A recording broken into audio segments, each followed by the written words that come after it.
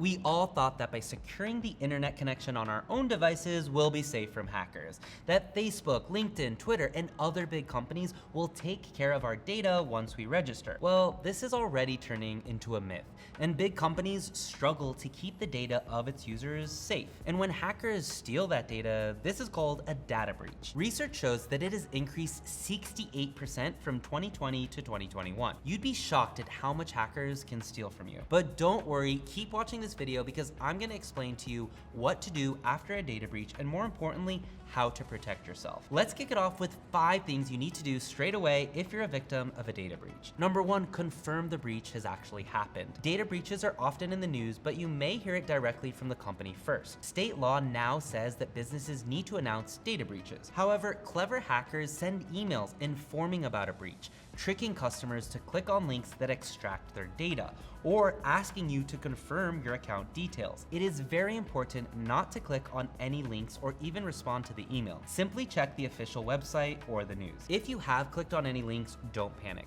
I'll leave a link below where you can find useful tips on what to do. Number 2, find out what sensitive data was stolen. This will help you plan your counteractions. For example, having an unused username stolen can do way less damage than a social security number. But whatever the type of information is, it almost always ends up for sale on the dark web. One way to protect yourself is by signing up for a 14-day free trial of Aura. They'll run a scan of your personal information and alert you if any of your sensitive data is exposed on the dark web or leaked from a data breach. Number 3, secure your logins. Once you know what information is at risk, it is time to secure your accounts and try to limit the damage. When I saw this graph, I was shocked to learn how fast your passwords can be hacked. So I decided to use a more secure password manager like Aura. This replaced the hassle of remembering my passwords or having to create strong passwords on my own. You can go a step further and use 2-factor authentication. Don't use an SMS as a way to receive your codes, as this can be hacked. Instead, use an authenticator app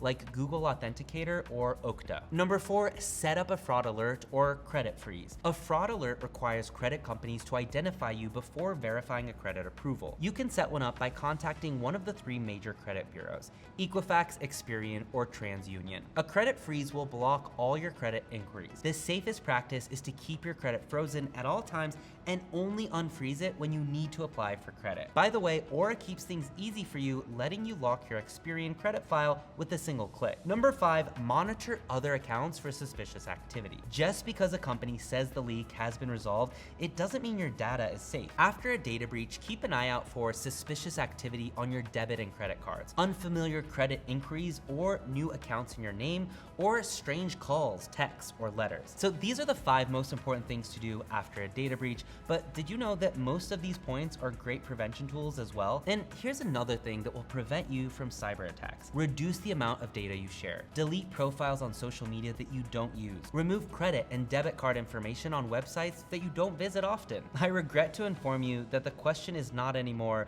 will I be a victim of data breach? The question could actually be, when will this happen to me? And unfortunately, when we finally see the warning signs of identity theft, it's often too late. That's why Aura provides you with identity monitoring, fraud alerts, and protection from malware and harmful viruses. Add to that a $1 million insurance policy for eligible damages that may occur following an identity theft incident. If you decide not to sign up for this service, then save this video somewhere so you can quickly come back to it if you become a victim of a data breach. And subscribe to this channel for more tips on online security. My name is Upton, and I'll see you in the next video.